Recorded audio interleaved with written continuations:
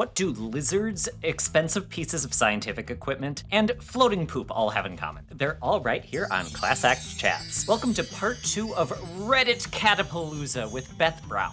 Part 2 will make more sense if you watch part 1 first, but you'll still have a good time wherever you start. Let's go hear from Reddit. Okay, I saw this one and I was like, this is fun. This is not a topic I get asked about specifically, and it can apply to other animals besides lizards. So the topic is cat-proof my lizard tanks, and it's in r/pets. How do I stop my cats from jumping on the top of lizard tanks, or what can I put on top to where I can still open the tanks to feed the lizards, but it's strong enough so it can't break like the mesh did on top of the tank? It sounds like there's a story there.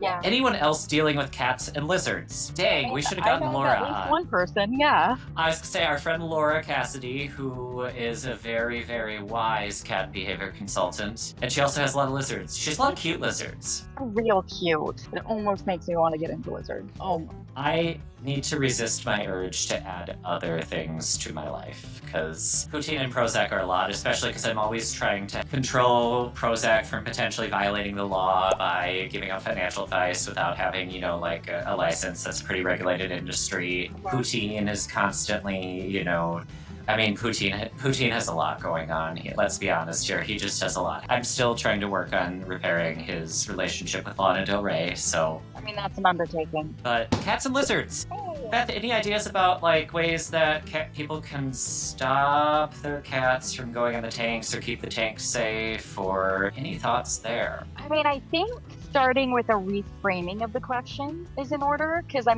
keep the cat out of is a very human way of thinking. We tend to think a lot about, don't do this, stop that, get off, no, leave it, like a lot of compressed air canisters, squirt bottles, shock collars, mats. We're just a very boundary-driven species, I guess is how I'll phrase it. Psychologists come at me. You know it's right. That is the scientific term. Yeah. Kind of like how the scientific term for mass spectrometer is mass spectrometer.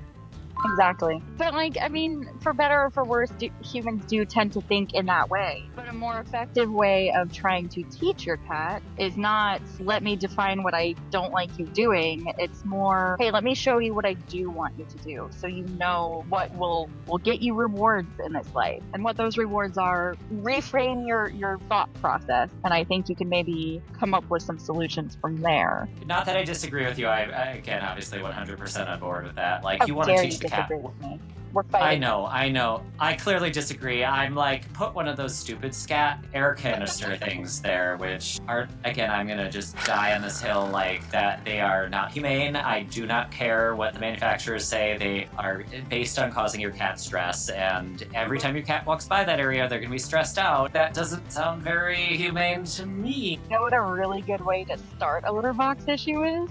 Let's make our cat stressed. Yeah. I completely agree 100%. And sometimes there are other ways of going about doing things as well that are ethical and still kind to the cat and function well. That and maybe we could. And to the lizard, because the lizard's well-being matters too. They are living creatures, and it's not fair to the lizards for them to live in terror all the time of this giant, I'm sure adorable feline that is coming and terrorizing them through no fault of their own. They're just being a cat.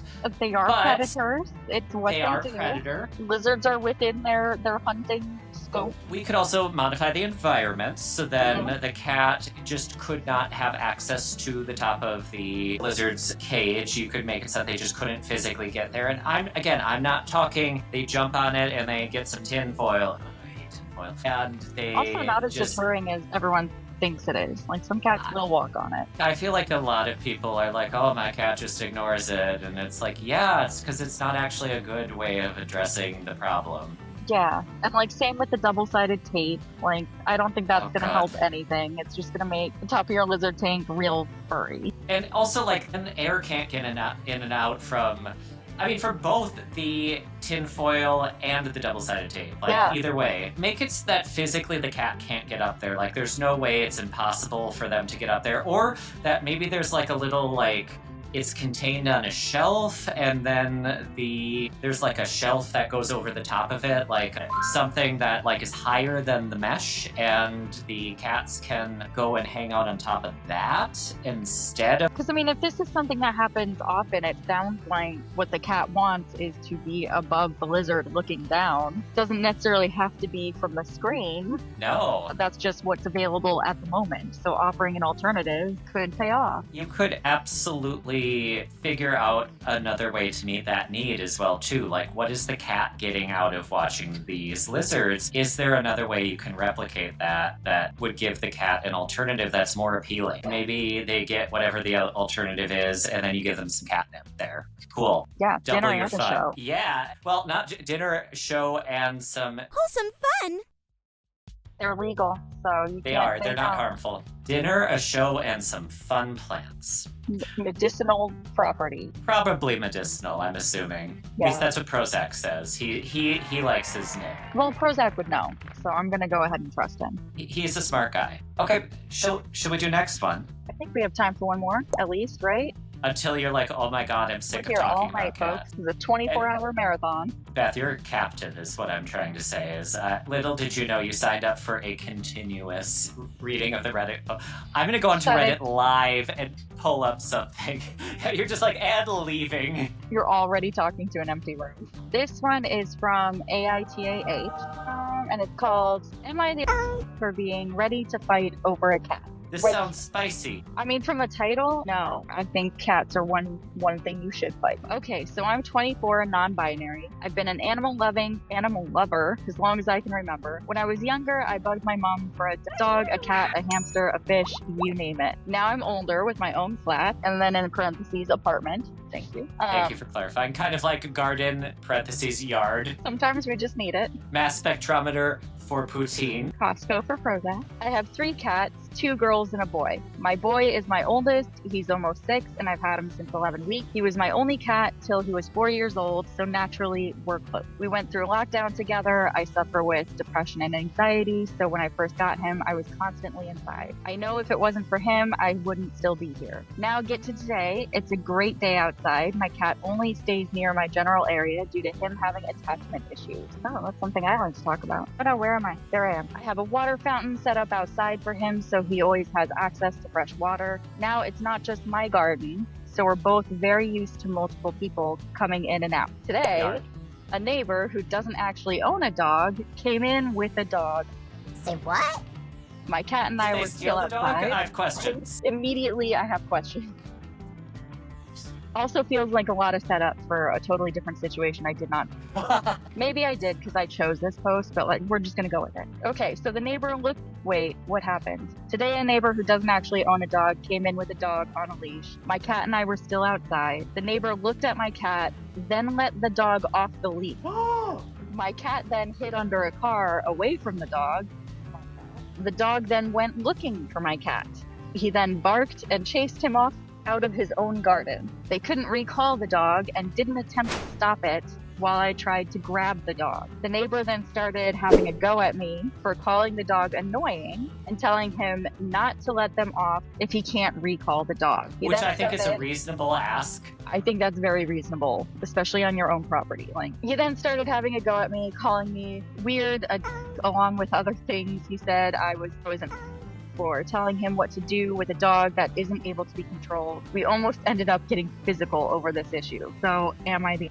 No, the neighbor Unequivocally, though. no. This is not even a. I love dogs, don't get me wrong. And I've had a lot of issues with dog folks that have not recognized that their dog is disturbing the cat. Great example, a couple of years ago, I was coming back. From the vet, and a woman got into the elevator with her dogs. The dogs were going up to Zoloft and sniffing the carrier, and he was visibly uncomfortable. The dogs are barking, and I'm like, I guess I'll just get off. And she's like, they're fine, they don't care. And I'm like, it's not your dogs that I'm concerned about, it's my poor cat. Or Zoloft is being barked at. And it's like, Do you not recognize that your dogs are just like the cat might be afraid of the dog? I think a better question to ask is, do we care that the cat is scared of the dog? Because generally should. speaking, I mean, cats have this bad rap of being antisocial and aloof and not bonding with people and stuff like that. So, like, I mean, this person says their cat has attachment issues with them, and I'm like, or do you just actually have a good relationship with your cat? And that's seen as weird. Because generally we don't focus on relationships with our cats. Yeah, As a this society. is. I know individuals very much do. I mean, no, I don't ever talk about my cats. I don't even have cats. Exactly. I've never heard We're of just them. gonna cover up this Cool now? picture. Professional Zachary. Oh, that's clearly a human. He's clearly a financial advisor. I go by professional scientist. Zachary. My friends call me Zach. Yes, they call me Prozac for short, because I'm fun. Okay, well, that was an easy one. Yeah. Let's do another, Solved because that it. one was Moving on. very clear. Like, yep, your neighbor's in the wrong. Yeah. But like, okay, there's I work with dogs, I work with cats. I love them both equally. Maybe cats a little bit more. Don't let my chihuahuas hear that. Baby Cthulhu did not hear anything. She has satellite ears. She already knows when she's plotting my demise. At least she doesn't have airplane ears. Or does she? Maybe Actually, now don't that make you've it insulted her, she has airplane ears. But like, there is a general lack of respect for the other side, right? Like, you're generally either a dog person or a cat person. And if you're a dog person, you hate cats. And if you're a cat person, you hate dogs. And there's like this weird tension between, there's no reason.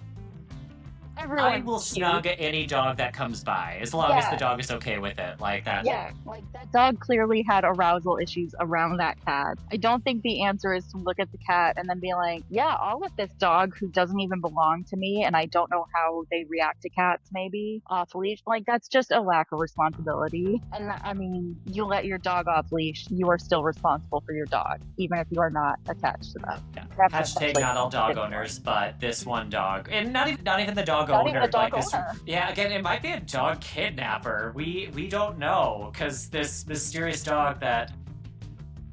Yeah, you were advocating for your cat, OP. There is no shame in that. Don't ever apologize for it, please. Okay, so let's do another one. This one is from the pet sitting subreddit. It's titled Cat Sitting. So, and this one has an answer to it because they updated it. So, I love that thing. yeah, I know, I love updates. I think you introduced me to the Best of Redditors subreddit that I love because you get Subreddit. like full story. There's a few that I'm like, please come back later and like update us because I'm just so curious about what happens. So. I need a sequel to this series. I mean, you can't leave me hanging. Yeah, I need to know like the end result of what happened. It's very, otherwise I don't know how I'll Just spent function. minutes reading your post. I'm invested now. Post is cat sitting. My friend wants me to feed her cat, but I live about an hour away, which is fine. I can go. She doesn't have anybody else who can feed the cat. I have a cat at home and was wondering, should I bring my friend's cat to my house? If yes, how should I go about introducing them to each other? My cat is a 1.5-year-old female and my friend's cat is a 2-year-old male. Beth. Okay. This sounds like a lot of intake forms. Yeah, this is So a far. a tale as old as time. Yes. I mean, how do cats do with change, generally speaking, Joey? Not well. Not well. Beth, how do cats do with new cats coming into their territory? Not well. Not well. I'm not going to say don't do it, period, because I could see a world where that might be beneficial. There's a few, like, I could come up with a scenario where it's like, okay, this is... If this is going to be a frequent thing and like the cat is going to be alone more than they're with someone, or if they have health issues and they need to be monitored, like there's a bunch of reasons I could see, okay, that would make sense. Or, let's not forget the possibility this is actually like a friend that may become more than a friend. Roommate. We can only speculate. Again, ethics, we have to be careful because we don't know. True. We can't ask. No, nothing. If you want to move forward with it, though, I would suggest caution and maybe not even attempting to integrate, but just make cat as comfortable as possible in a place where it's convenient for you to care. Because, I mean, Yeah. done right, how long does an introduction take with cat? Oh, I mean, they can take months or even Yeah. longer. Contrary to the videos on the internet, They're not always going to immediately love each other. Even if you feed them on either side of the gate, Which you for should the not. record, don't do. We don't. People who know anything about cat behavior do not suggest that. If you find someone suggesting that, get a second opinion. We are trying to move away from that. I do not care what anyone, no matter how well known they are, says about doing that. You should. Okay, let's share the update then. So, Update! I did not bring the cat to my house. My friend also offered that I could stay over her house so I didn't have to drive back and forth. I was off work these days, so it was fine. I had no obligations. I also have a partner at home who cares for my cat, so my cat was also fine, so didn't leave the cats at home for the weekend, which is not something you should do either. I do not mind driving for my friend because she lives in an area where I have family, so when I go an hour away, I also visit friends and family, so the drive wasn't a big deal. Thanks for all the feedback. Happy ending. Good This outcome. worked out. that could have Happy gone cats. somewhere else, and it didn't, and that makes me happy. I love this. Win-win all around. Everybody wins. Okay, Yeah. should we power through the last two and then I do have the final question for you. Okay. I see why you chose this one. So the title, it's from r/cat. The title is "I wish my cat was never deep." And right off the bat, totally agree with you. 100%. It should be illegal, full stop. My parents had Lulu declawed when we first got her. They both had cats growing up and knew that declawing was and didn't like it. They were told by one vet that there was a declawing procedure that was not so invasive. What? Okay. It's an amputation. They're cutting off. Okay, sorry. Keep going. It's pretty invasive any way you look at it. Yeah. Really. I guess my parents misunderstood because the vet did declaw her the normal way, not only front paws. Since that happened, she hasn't really gotten back to how she was as a baby. Oh, how old was she when she got declawed? Again, questions I don't have answers to. To be fair, Lulu was deathly sick when we got her on death's door, so that might have added to the cuddling, but she didn't trust for a long time, and she still shakes her paws sometimes. She's not as playful. She definitely trusts us at least a bit and tolerates us, something we all hope for. But sometimes I wonder if Lulu would have been much different if she was never declawed. She also has anxiety issues that cause her to lick herself bald in some spots. She's on meds for that, so no need to worry. Well, guess what? I'm still worried. But I worry if that was from declawing trauma. She's still very loved and taken care of, regardless of how much she loves us. My parents do regret it greatly and wish they had never did it, by the way. So at least the parents hopefully learned a lesson here. It's that declawing is just don't. I mean, I get that like 20, 30 years ago, it was standard practice. It was not looked down upon. There were not as many places that had it banned, but like, we know better now. We know all the issues it causes. We know that it can cause pain. It can cause issues with like cats over grooming, litter box issues, aggressive behavior, fear, anxiety. Not a lot of good comes out of declining. I mean, I guess the furniture doesn't get scratched. I'm sorry, but if you're prioritizing your couch over your cat. Come on. Yeah. It also just changes their physiology. Like, we're talking amputation of the first knuckle on their feet. Cats walk on their toes. They don't have the toes. It changes how they walk, right? So now we're looking at early onset arthritis as well as pain and trauma left over from the declaw surgery. Like, and they mentioned that she still shakes her paws. It's a sign that we might be feeling pain. I remember that from a lecture that Tabitha gave about like, oh, this can be a sign of pain in cats is the shaking their paws. Like, it's not just us being fastidiously clean. It's, something hurts. Something hurts, you tend to shake it. It's just what you do. Don't declaw your cat. Lulu. Please don't. Poor Lulu. It just causes so many problems. And like, if you look at the reasons why cats are surrendered and the reason why surrendered cats often don't make it out of shelters alive, usually it's litter box issues and aggressive behaviors. And both of those are potential outcomes for declawing. And declawing doesn't solve aggressive behaviors because it takes away the weapons but not the underlying reason, and they still have other weapons, so... Yeah, like a crazy person with a gun, if you manage to take the gun away, is still a crazy person. Yeah, They're still capable of doing some bad stuff. They need some other... Hell, we need to address that situation, and we need to do it in a different way besides just going after part of it. Like, it needs to be a whole... You're slapping a band-aid on the perceived issue. And in the case of the declawing, it's it's like, well, are you trading a relatively minor issue for something that's going to be more serious? And even some of the other reasons that I hear, like people having fragile skin and whatnot, medical organizations do not recommend declawing for those reasons. There are other ways of managing it that are much kinder. Like, I'm not a fan of them, but I mean, the claw caps, if they're well fitted and well installed, not bad. Kind of cute. Yeah, they're much better than declawing. Much better than, like, I mean, if someone were to be like, Joey, these are the only two options, I would pick the nail caps 100% of the time. Like, definitely preferable. Fewer behavioral fallout issues. Again, Okay. declawing, very, very human-centered solution to a perceived problem. If your vet is like, there is a medical reason why to do this, that like there's a tumor or something, okay, yeah, like that makes sense, but that's very different situation, so. Yeah. But OP, get Lulu an x-ray. If the vet won't do it, seek a second opinion. Talk about pain med for management. Go look at resources from the Paw Project. They've got a lot of great resources, and even for like paw salvage surgery, there's a lot of vets that will help repair botched declawings, which if this vet told, like, first of all said, I'm gonna talk smack about the vet that did this. Do it. If they told the cat that the cat's humans that it's not invasive when it is I don't get how that's not invasive. Yeah, it's like an amputation. And then they did a different procedure entirely. And then it sounds like maybe they did it really badly. Like, I am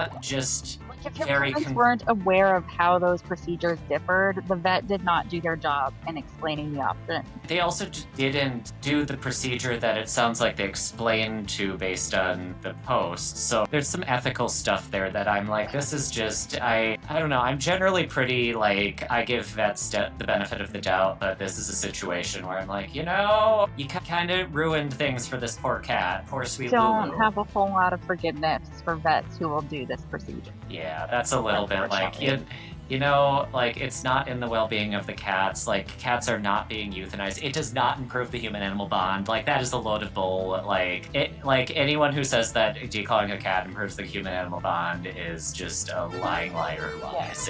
No. That it saves lives, because No, like, when the cat stops using the litter box, you're still gonna get rid of it. yeah, or you're going to euthanize them because they are not using the litter box. It's definitely not saving lives. And there's actual, like, studies that have looked at that it doesn't reduce surrenders, it doesn't reduce euthanasia. And like, at the end of the day, we can't do anything about what was done. Done is done. But we can make better choices moving forward. Yep, and hopefully your parents become advocates for declawing bans and against declawing. And again, OP, it sounds like you're doing the best you can, so.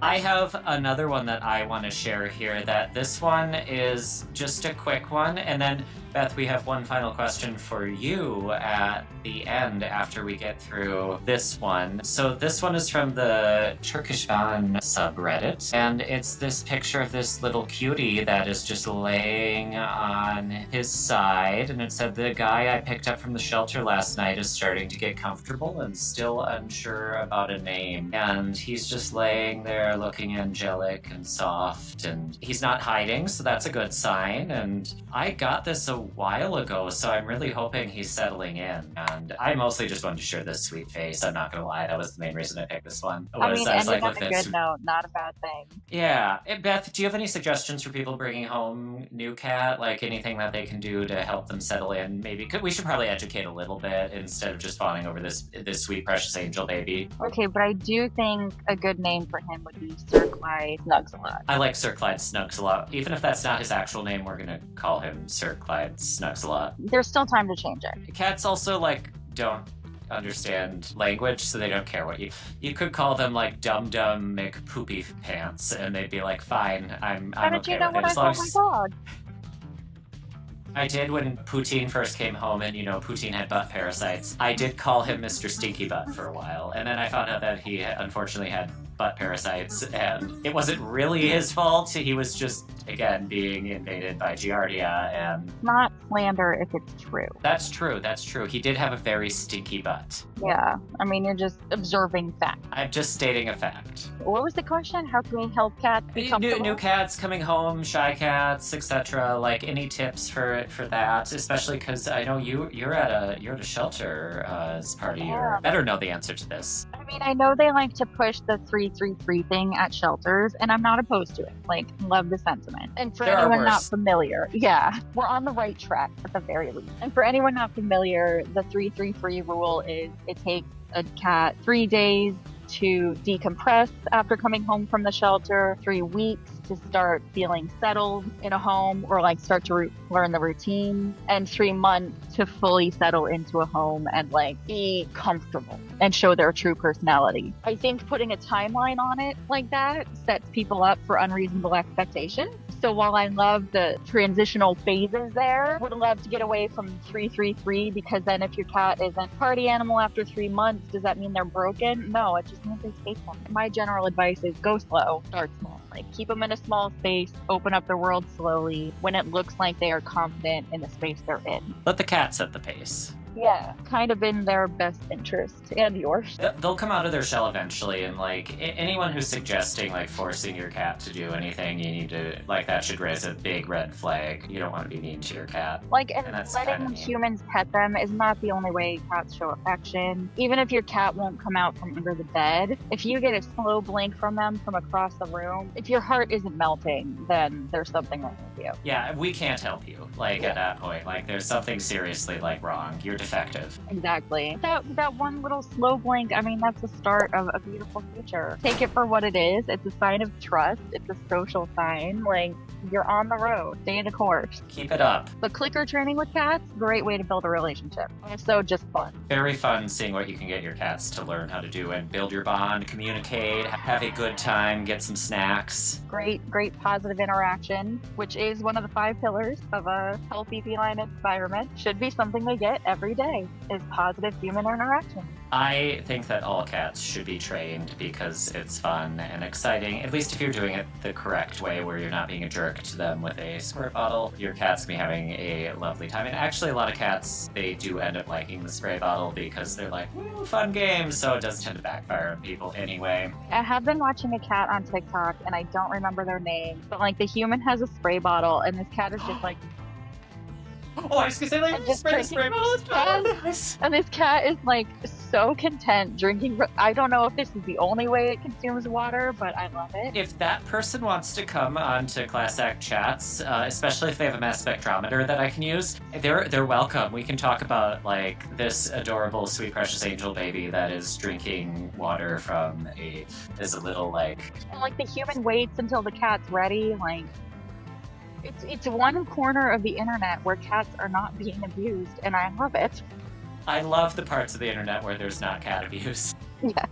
I'm like, when I'm scrolling through TikTok, if I see a cat, I'm always like, ooh, cringe or good, cringe or good. This is gonna go one of 2 ways, and they are polar opposites of each other. And one of them is gonna make me feel delighted, and the other one is gonna make me rage. And there is absolutely no gray area. There's no gray, there's no in between. Yeah. And then you go into the comments and make it worse for yourself. Everyone's like, LOL, it's so cute. Or they're like, you should use a spray bottle. And it's like, no, stop. That's for punishing. Your cat's so, I don't know. And then my blood pressure rises and I need carbohydrates to make myself feel better. Right. But at the end of the day, I think that the moral of the story is you don't decide what's positive or negative or good or bad or rewarding or punishing to your cat. They decide and they let you know. So even if you think a hug is a positive thing, the cat is giving you the airplane ears, bringing it back around, then it's not a positive experience for them. Stop doing it. Yeah, please don't. Because that, unlike people who think that making a genuine mistake and having a human reaction is abuse, things like that could actually maybe, they are causing the animal distress and breaking the first rule of the sub immediately. The other moral of the Beth. story, don't declaw your cat. Yeah, also don't declaw your cat, please and thank you. Like, cheesy crazy. Come on, we know better at this point. I would hope so. Still do it. Vets still recommend it. They're the ones who know the science, aren't they? They should know better. And even, I would argue even if it was a money-making thing, why don't the vets, have people come in for behavior consultations, and why don't they sell scratching posts or again source things? You can get wholesale scratchers that you could set up an influencer shop through various websites. don't, like, there are ways that you can still, like, supplement your income with this that, like, do not involve mutilating an animal. Exactly. And if your clinic has a mass spectrometer for some reason, you can use that for good too. Yeah, if your clinic does happen to have a mass spectrometer and you want to help improve the lives of cats, there's an email address that you can send an email to, because I really would love to just borrow your mass spectrometer for science. Maybe some other things too, but mostly the science. Yeah, I mean, maybe a little bit of evil, but mostly science. Well, and cat-related evil, so it's fine. Yeah, like evil as in, like, we are encouraging cats to, you know, go and get silly with their plants. I have a final question for you, and then I want to have you drop your contact information and talk about, like, where people can find you after this. But first, I hope you are prepared, because this is the most important question. It's a real head scratcher. Like, you're gonna have your noggin going here. It's gonna be tough. Gut reaction, 42. Final answer. That was actually not one of the options, but you know, Jeopardy style, please let me finish asking my question, Beth. Ugh, boring. So Beth, I want to know, are you more of a Poutine or are you more of a Prozac? Oh, that's not even a hard question. Prozac all the way. Okay, why are you more of a Prozac? I think it's his little ear skis, because they are orange, which is the best cat color. I think we've all determined. Like, mass agreed upon. Orange tabby's the best. And also just his little sad face. It just makes me want to feed him or something. I'm not even sure what, but I want to do something for him. Give him a mutual friend, maybe. I don't know what he would enjoy. A Costco stock, we've determined that. That's true. Okay, I'll add to his stock portfolio. Thank you. Even though, like, buying a share of that, like, it's not cheap typically, so, like, But again, as long as he's happy. Yeah. And if anyone else wants to donate, Costco. And also, it's cheaper than a mass spectrometer. Again, because Beth did not pick Poutine, just to make sure Poutine isn't sad, even though we are not saying which one is the preferred cat. This is just who she relates more to. Yeah, because I would never choose a favorite, but hands down. Yeah, again, you just happen to have more of you are more of a Prozac. Prozac is more relatable to you. But if you want to help make Poutine not feel as bad, you can send, and you happen to have a mass spectrometer at classiccats.com. It's going to be a great experiment. I'm very excited for Poutine to publish. Okay, Beth, so now we get to do the fun part of this. So hang on one second. Cool.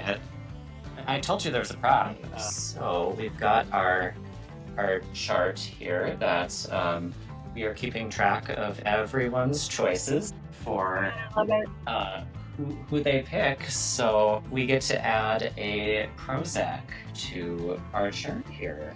I mean, not to brag here, but it kind of looks like Prozac is winning.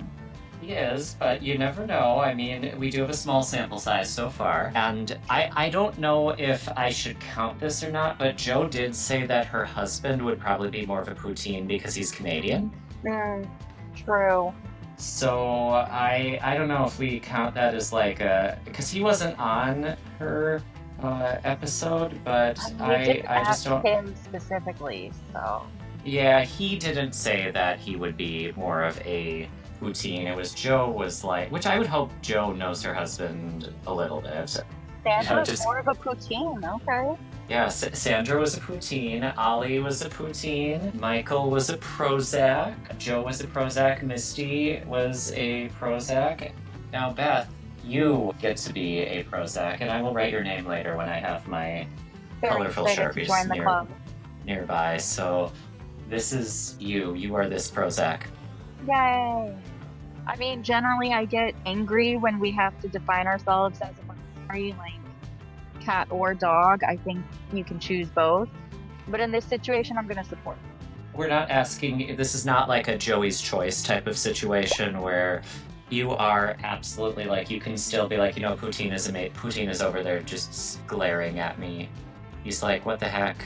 Beth, where can people find more of you? Because you're fun, and I'm sure that people are going to be like, man, I want to get to know her more. I want to spend time seeing her on the interwebs. Maybe they're like, I have questions about my dog. I would like to set up a consultation. Beth, where are you located online? So you can find me at eartotail.com, EARTOTAL. That is my website. I do work with dogs and cats. I do specialize in separation anxiety. Gonna throw that out there. There is a course at the IAABC Foundation called Feline Confident with Cat. It's all about training cats to do pattern games, which is a specific subsection of clicker training. That sounds Don't fun. have to be a professional to take it. Like you can just be a cat lover, and we will make sure you get through it. It's a very the bar is not high in that class for passing. I'm not here to judge anyone. It's just to spread education. That's where you can find me. Don't check out my social media because I do not post. The newest thing you'll see is from 2 years ago. You know, maybe we need to get you posting regularly on Reddit. socials. Like people can follow your subreddit, or we can come up with not airplane ears. Like you can just devote your entire socials to no airplane ears. I'm just gonna post pictures of cats that are not displaying airplane ears. Just normal, well-adjusted cats. Relaxed That cats. actually might be harder to find then. On that note, Beth, thank you for joining me. I hope you had as much fun as I did. And thank you to everyone who allowed us to use their posts in this video. We appreciate it. We hope that everyone learned something. And again, that is absolutely our intent. We are a little bit cheeky at times, but we really do hope that folks learned something here. And I also question which subreddits you spend time on. That doesn't need to be public knowledge. The main one that I spend time on. No, I'm kidding. We're not going to go there. It's the knitting subreddit. Stardew Valley subreddit for me.